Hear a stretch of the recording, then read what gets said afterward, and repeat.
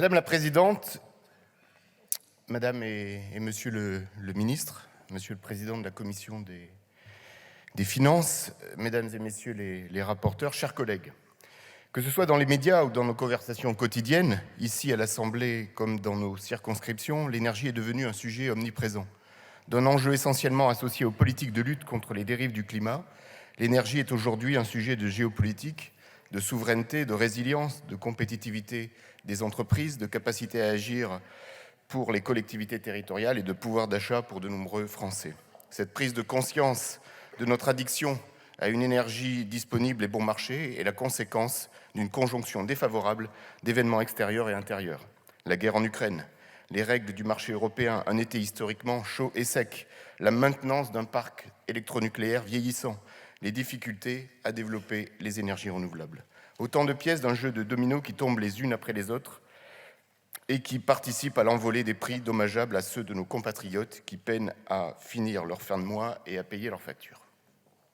Comme l'année dernière, le sujet de l'envolée des prix de l'énergie est au rendez-vous du projet de loi de finances. Et comme l'année dernière, le gouvernement lui apporte des réponses concrètes pour protéger les ménages et les entreprises.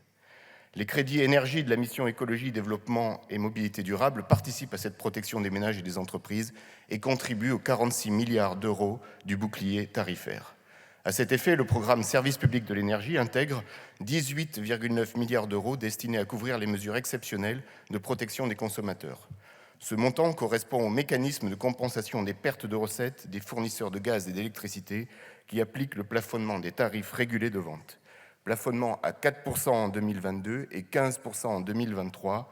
Certains ne manqueront pas de porter un regard critique sur le mécanisme. Il convient toutefois de rappeler que sans lui, les prix du gaz auraient augmenté de 215% et ceux de l'électricité de 170%. Le bouclier tarifaire est également trop souvent restreint à ce mécanisme de plafonnement des tarifs régulés de vente. L'occasion m'est donnée d'évoquer et de souligner une autre dimension du bouclier, rarement évoquée, celle de la minoration de l'une des taxes sur des factures d'électricité. Cette taxe, c'est la TICFE, qu'il faut désormais appeler fraction d'accise sur l'électricité.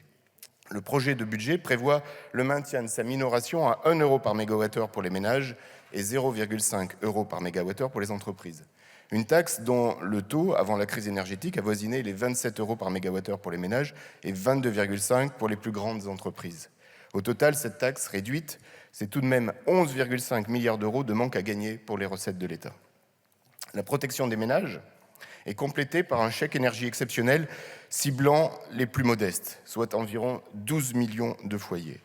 Son montant atteindra 200 euros pour les deux premiers déciles et 100 euros pour les deux suivants. Hors des crédits du projet que nous sommes amenés à examiner aujourd'hui et que nous débattons ensemble, ce chèque exceptionnel mobilisera toutefois 1,8 milliard d'euros. Les crédits totaux mobilisés face à l'envolée du prix des énergies représentent un effort conséquent, vous le voyez, qui se chiffre à plusieurs dizaines de milliards d'euros. Cet effort budgétaire est rendu possible par l'effacement des surcoûts pris en charge par l'État en soutien au développement de l'électricité renouvelable. C'est la bonne nouvelle de l'augmentation du prix de l'électricité qui permet 39 milliards de moindres dépenses et de recettes supplémentaires. Si le contexte a permis, à travers les économies de soutien aux énergies renouvelables électriques, une redistribution vers les ménages et les entreprises, il est nécessaire d'envisager d'autres solutions pour éviter d'avoir à répéter un tel effort budgétaire lors des prochains projets de loi de finances. Il est ainsi urgent d'agir au niveau européen pour prendre des mesures destinées à détendre durablement les tensions sur le prix de l'électricité et du gaz. Le gouvernement s'y active. Il est également nécessaire d'amplifier la sobriété énergétique. Les crédits du programme Énergie, Climat et Après-mine apportent leur contribution à cet important défi. Ainsi, la prime de transformation énergétique, dite MaPrimeRénov', voit ses dotations progresser de 750 millions d'euros pour atteindre 2,45 milliards d'euros en autorisations d'engagement. Les bénéficiaires sont majoritairement des ménages aux ressources très modestes et modestes, qui représentent respectivement 46 et 22% des bénéficiaires. La mobilité est une autre cible à sobriété au moyen des crédits dédiés à l'acquisition de véhicules propres. Une hausse de 789 millions d'euros est à souligner, faisant passer l'effort budgétaire à 1,3 milliard d'euros. Pour conclure, mes chers collègues, le projet de budget nous propose un effort significatif pour la protection des ménages et des entreprises face à l'envolée des prix des énergies, conjugué à des augmentations de budget pour la sobriété énergétique. Madame et Monsieur le Ministre, n'oublions pas à ce stade de mon propos les collectivités territoriales et les associations, et je sais que vous y travaillez ardemment.